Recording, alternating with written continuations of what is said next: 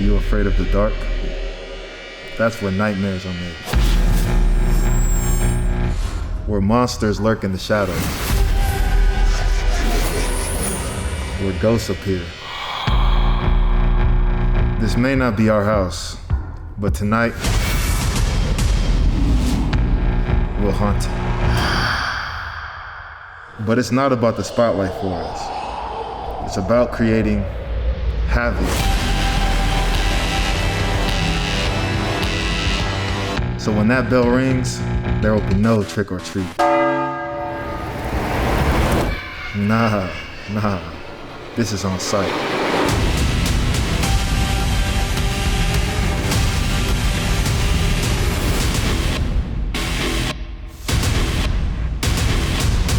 Are you afraid of the dark? You should be.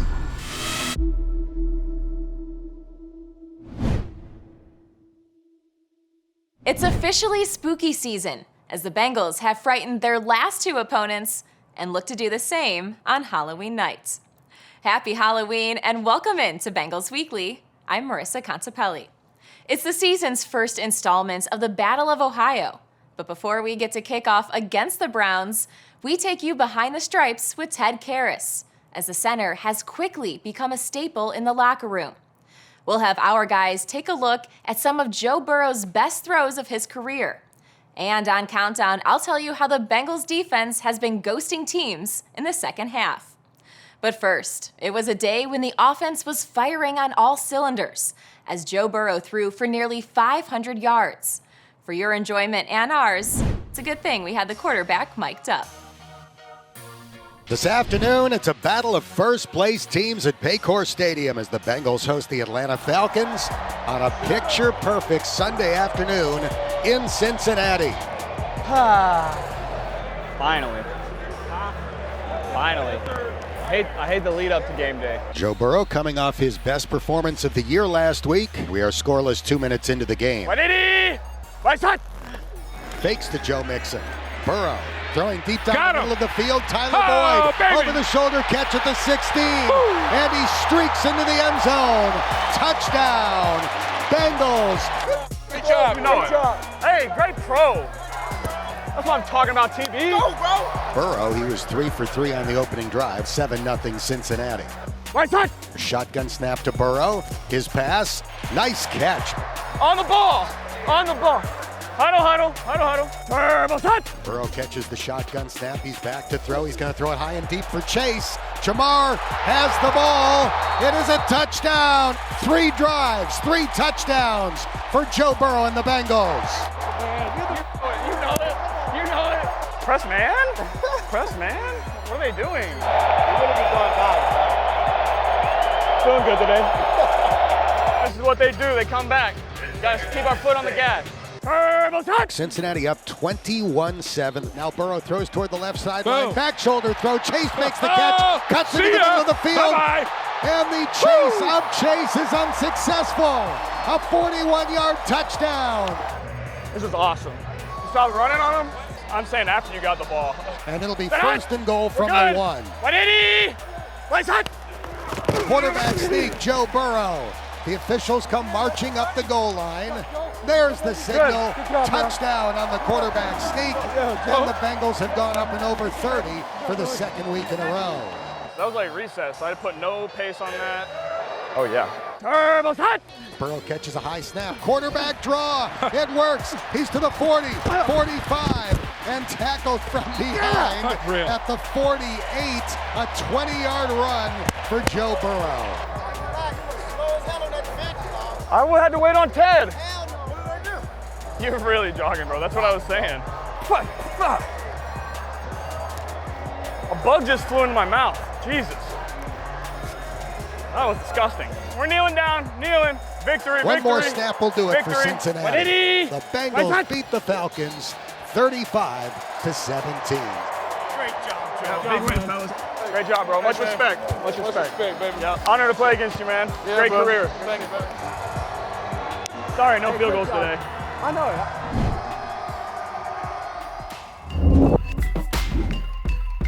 Tyler Boyd and Jamar Chase were better together in the Bengals' win over the Falcons.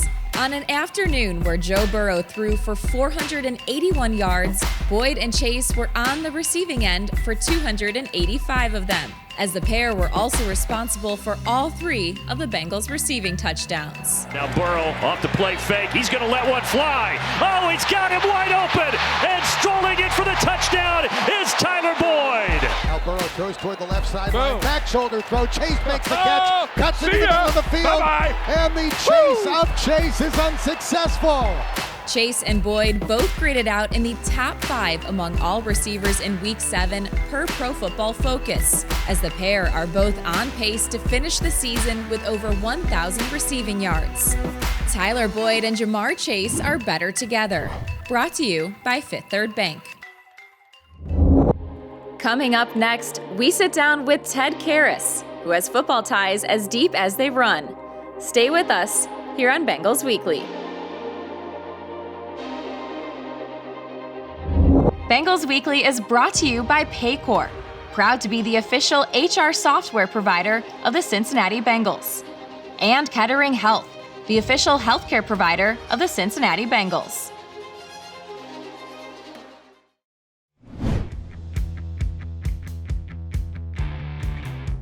It's easy to take for granted sometimes just how good Joe Burrow is. The 32-yard touchdown to Jamar Chase last week had just a 19% chance of completion. Let's send it over to Dan, Dave, and Jeff, who pick out 3 of their favorite Joe Burrow throws. In the last 2 weeks, Joe Burrow has thrown for 781 yards, 6 touchdowns, no interceptions, and a passer rating of 133. I would say it's unbelievable, except we're kind of getting used to it at this point. It's good. And in this week's Who Day conversation, we are going to look back at 3 of our all-time favorite Joe Burrow throws. I'll go first. We're going back to game number 8 of his rookie year. Remember this, the Bengals knocked off Tennessee. It was an upset at the time. In the fourth quarter, 3rd down and 9, Joe throws a pass to Tyler Boyd that I still have no idea how it was complete. Boyd was being held, and when he finally broke free of the defender, the ball was there. The anticipation, timing, and accuracy was incredible. It's hard to choose one throw from the last few years, but that's the one I choose. Butch, how about you? A lot of sifting going on, Horty. And I think I'm just going to go back 2 weeks ago to New Orleans. Season's on the line. Bengals down by 5, 3rd and 3 from their own 31, and Pete Warner of Ohio State is all over this guy. The season is dying on the Saints, on the Bengals 15-yard line, but his knee doesn't touch. He reverses field. He's got the Louisiana National Guard coming right at him. He just flicks it in traffic to Boyd for that key 3rd down. Very fitting. We're going to Cleveland on Halloween. Everybody knows they celebrate Houdini on Halloween. Joe Burrow is the NFL's Houdini. So we've got 2 Burrow throws with no touchdowns. How about you, Lap? I'll go to a touchdown, Dan. I'm going to go to the last game against the Atlanta Falcons. I'll tell you, talking with Paul Brown over the years, I asked him many times, what's the most tangible attribute that you have top priority on your list? Accuracy. David, they got to throw the ball straight. Joe Burrow is accurate. When he's in the pocket, he is a beautiful thing to watch from a mechanic standpoint. He has the perfect throwing motion, and he threw. It wasn't a dart, it wasn't a dime. I mean, he didn't drop it in a bucket, he dropped it in the thimble on that 32-yard touchdown pass. Over the corner, before the safety could get there was just one spot to put it, and he put it right there from distance. Accuracy, anticipation. He is straight A. He's A+. 3 incredible throws by Joe Burrow, the subject of this week's Who Day conversation. He was elected team captain in just his first season with the team, as football and leadership run deep in the veins of Ted Karras. Let's now go behind the stripes with the Bengals center. That's all I ever thought about as a kid. I knew what I wanted to do. It was football 24/7. Been a lot of fun at this stage of my career. I'm very, very grateful that I get to have my dream come to fruition. My whole entire life has been based on the football seasons. My father, Ted Karras Jr., played for the 1987 Washington franchise, and they won a Super Bowl. My grandfather won a world championship in 1963. From the first generation was Lou Karras, Ted Karras Sr. and Alex Karras played in the 50s and 60s. My father wasn't really hard-nosed, you must play football. I loved it from the time that I, found out what it was, and he guided me and helped me with the discipline and what I needed to do to be successful.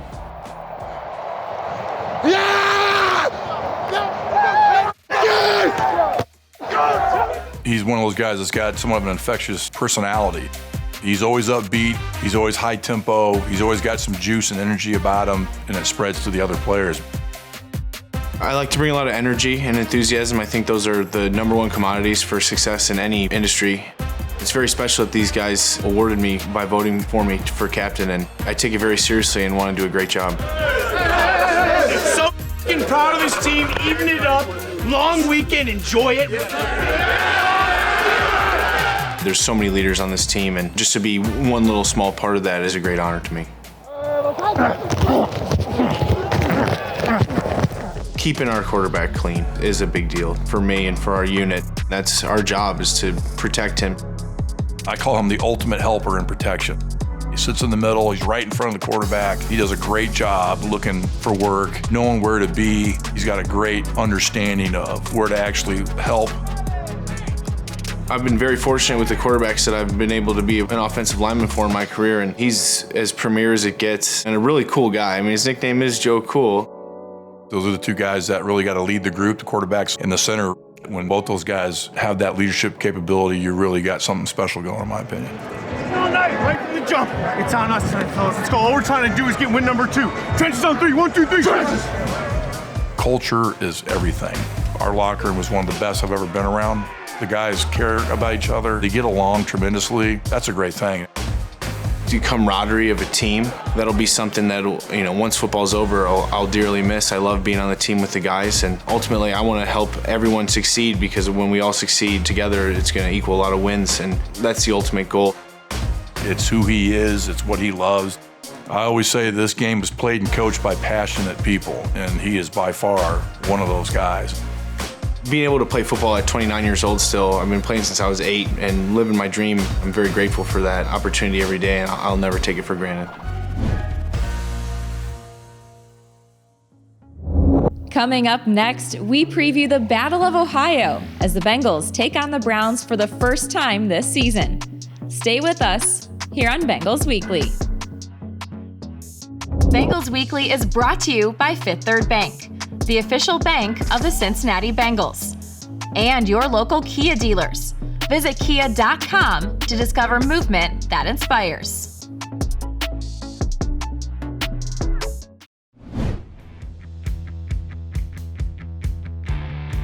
The final game to be played in Week 8 is none other than the Battle of Ohio. Joe Buck will be on the call Monday night as he now joins Dan Horde. I met this guy when we were young minor league baseball announcers just getting started, and now he's one of the best play-by-play guys to ever do it. My friend Joe Buck. ESPN ran a promo for the upcoming game between the Bengals and Browns, and it was obvious how excited Troy Aikman was that Joe Burrow was coming up next week. He referred to him as an assassin. What do you think of Joe on and off the field? He's awesome, and there are so many organizations that are dying to have a Joe Burrow. Everywhere we go, you look at one team after the next. There's a handful of guys that, the obvious ones. And then there's Joe Burrow, who's a stud on and off the field. I think he's a leader. I think he says all the right things. Coming off the game they're coming off of, that's them at their best against Atlanta and showing all those weapons on the outside. I can't wait to go there. We've only had him a couple of times, and, we've got him also against Buffalo at home. So this will be one of two, and I can't wait to watch it. Joe, you mentioned that Cincinnati-Buffalo game a couple of times. That's the final Monday night game of the year. Did you think this could be the game of the year on Monday Night Football? That was the one. It's like we're going to build all season long, both on the field and in the booth, to see what should be a hell of a game on that last Monday night. So, yes, that was the one that I circled. So the Browns have dropped 4 in a row. They're still 4 games away from Deshaun Watson coming back from his suspension. What do you think are a few of the keys on Monday night? Well, everybody there is screaming for them to run the ball more. And when we've had the Browns, they've got 3 running backs that are really talented.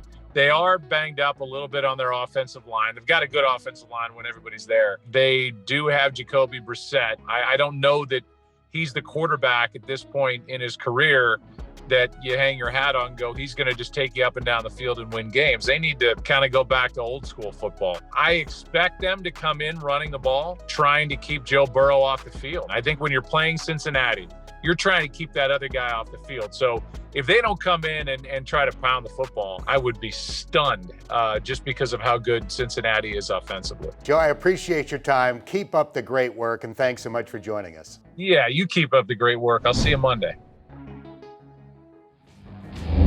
Every Friday this fall, the Bengals were out at a different high school football game, as we have teamed up with Ohio Cat to cheer on local schools. Last month, Houday and the Bengals Stripe Squad were out at Randall K. Cooper High School, as the Jaguars hosted Covington Catholic. Students and fans had the chance to win great prizes, including passes to attend a closed practice later this season.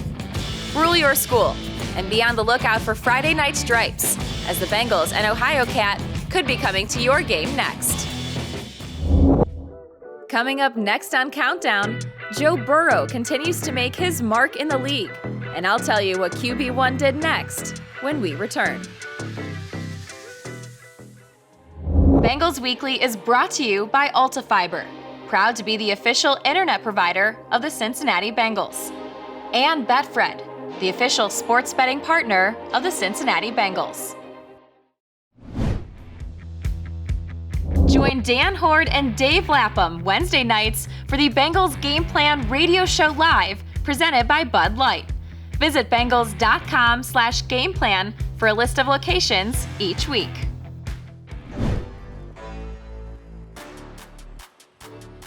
Over the last few weeks, Joe Burrow has been good, scary good, as he has once again found himself among elite company. Now, I am eager to see just how many Burrow costumes there will be this Halloween. And since the team will be trick-or-treating Monday night against the Browns, let's take a dive into the Bengals' Halloween candy bag. Last Sunday, Joe Burrow threw for more than 400 yards for the 5th time in his career, passing Dan Marino for the most in a player's first 3 seasons. And since the start of 2021, Burrow holds 3 of the top 4 passing yardage games in the NFL, as his 481 yards against the Falcons trails only his own 525 against the Ravens. And if Burrow continues this torrid pace, he would become the first player in NFL history to throw for at least 300 yards, 3 touchdowns, and have a rushing touchdown in 3 straight games. Shiesty became the first player since 1950 to hit all of those marks in back-to-back games. Well, in that game against Atlanta, Jamar Chase, Tyler Boyd, and T. Higgins each had over 90 receiving yards, making them the first trio of Bengals receivers to hit that mark since 2001. At least one of the big 3 has logged 100 or more yards in each of the Bengals wins, as Cincinnati is the only team in the NFL with 3 receivers in the top 20 receiving yardage. Now, against the Falcons, Boyd hauled in his 4th touchdown reception of 50 or more yards since the start of last season. The only player in the NFL who has more touchdowns of 50 or more yards in that span is Jamar Chase with 6. No one else in the NFL has more than 3. And the defense has been consistent week in and week out. The Bengals bring in the 11th overall D and have been tight in the red zone, ranking 3rd overall and forcing a field goal 50% of the time. The Bengals are holding opponents to an average of less than 19 points per game, 3rd lowest in the AFC. The defense is also just one of 5 teams in the league that have given up fewer than 10 touchdowns. Contipelli's Countdown is presented by Betfred. And don't forget to play Ultimate Bengals on the Bengals app for your chance to win amazing prizes, including tickets to Bengals home games. Don't forget to check out Bengals Picks presented by Ohio Lottery, now in the Bengals app for your chance to win prizes throughout the season. 18 and over. Terms and conditions may apply. It's now time for this week's Kettering Health Fantasy Report. For the 2nd straight week, the highest scoring fantasy player is Joe Burrow. Burrow posted over 39 points thanks to his 501 total yards of offense and 4 total touchdowns against the Falcons. This marks back-to-back weeks the quarterback has recorded over 32 points. And the Bengals had the top 2 performing fantasy receivers in Week 7, as Jamar Chase logged 33 points due to his 8-catch, 130-yard, 2-touchdown day. Tyler Boyd was right behind him at 29.5 points after posting a career-high 155 yards while also adding a touchdown. Thanks for tuning in to Bengals Weekly. Kickoff between the Bengals and the Browns from First Energy Stadium is coming up. For Dan Horde, Dave Lapham, Jeff Hobson, and our entire crew, I'm Marissa Contipelli. Happy Halloween. Bengals Weekly was brought to you by AltaFiber, proud to be the official internet provider of the Cincinnati Bengals. Paycor, proud to be the official HR software provider of the Cincinnati Bengals. And Kettering Health, official healthcare provider of the Cincinnati Bengals.